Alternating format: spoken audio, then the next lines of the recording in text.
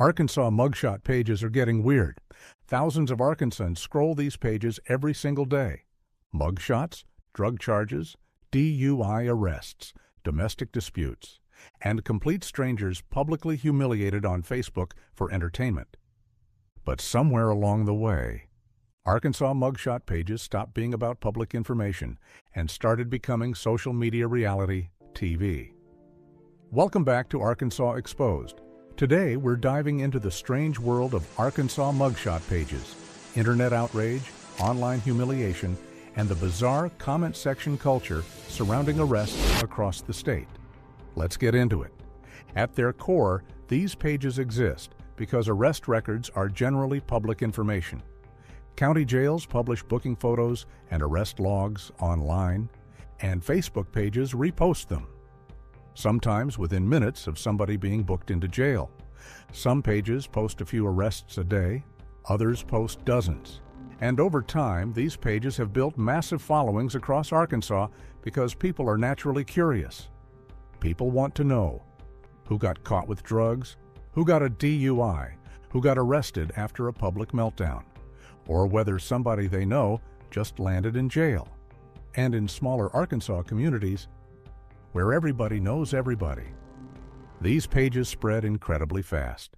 One mugshot gets posted, and suddenly, family members are arguing in the comments, old classmates are tagging each other. Rumors start spreading, and complete strangers begin turning somebody's worst day into entertainment. At this point, mugshot pages aren't really crime reporting anymore. They've basically become social media reality TV. Now, to be fair, a lot of people strongly support these pages, and honestly, some of their arguments aren't unreasonable. Supporters say the pages help communities stay informed. Parents want to know what's happening nearby. Business owners want to stay alert. Some people believe these pages expose repeat offenders or dangerous individuals. Others simply see it as public information being shared online. Nothing more, and legally speaking. Most of these pages are completely within their rights to repost public booking information. But legality and ethics aren't always the same thing. But here's where the debate really begins.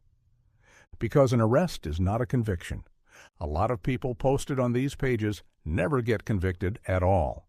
Some have charges dropped, some enter diversion programs. Others are struggling with addiction or mental health issues. But once that mugshot hits Facebook, the internet never forgets. A single mugshot can follow them for years, even after charges get dropped, even after somebody gets sober, even after somebody completely changes their life. Because screenshots get shared, posts get reposted, search engines archive everything, and in the age of social media, one bad decision can become somebody's permanent online identity. That's one of the biggest criticisms surrounding these pages. Not just the arrests themselves, but the fact that the internet rarely allows people to move on. Employers see it, family members see it, future relationships see it, and complete strangers begin judging somebody's entire life based on a single booking photo.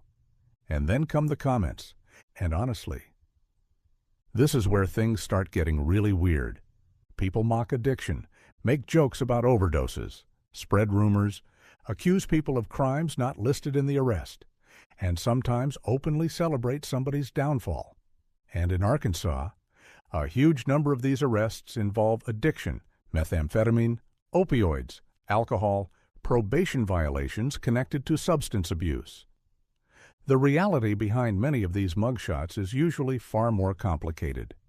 Addiction, poverty, mental health struggles, generational trauma, and communities that often don't have enough treatment resources to begin with.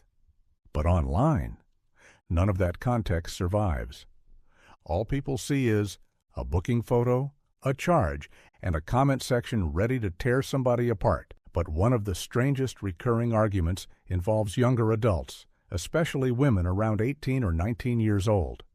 Whenever younger women get posted, the comments can spiral almost instantly. Some users openly flirt with or sexualize the people in the mugshots. Others call that behavior creepy and inappropriate. And suddenly, the entire comment section turns into a full-blown internet culture war. And then there's the money side of all this, because controversy generates engagement, and engagement generates traffic. Some mugshot pages pull massive numbers, thousands of reactions, hundreds of comments, constant shares, and for some page owners, every arrest becomes content. And honestly, modern social media platforms reward outrage. The more controversial a post is, the more comments it gets, the more arguments happen, the more the algorithm pushes it, which means mugshot pages have accidentally tapped into one of the most addictive systems on the internet: public outrage. People scroll for hours, judging strangers, reading comments, watching arguments unfold in real time, and whether people admit it or not, a lot of these pages survive because outrage is entertaining. The more controversial the arrest is, the bigger the engagement becomes. And honestly, Arkansas may be the perfect environment for this kind of culture to explode. Small towns, everybody knows everybody. Facebook is still huge here. And honestly, Facebook in Arkansas operates almost like a digital town square. Local drama spreads fast. Everybody screenshots everything. Arguments last for days, and entire communities end up emotionally invested in people they've never even met. One arrest can become statewide entertainment within hours. And maybe that's the bigger issue. Because these pages aren't just reflecting Arkansas culture anymore. They're actively shaping it. And maybe that's the strangest part of all this. Somewhere along the way, watching people fall apart became content. So let me ask you this. Are Arkansas mugshot pages actually helping the public? Or have they become digital public shaming for clicks, comments, and entertainment? Let me know in the comments below. And what Arkansas story should Arkansas Exposed investigate next? I'm your host. None of your business, and I'll see you in the next video.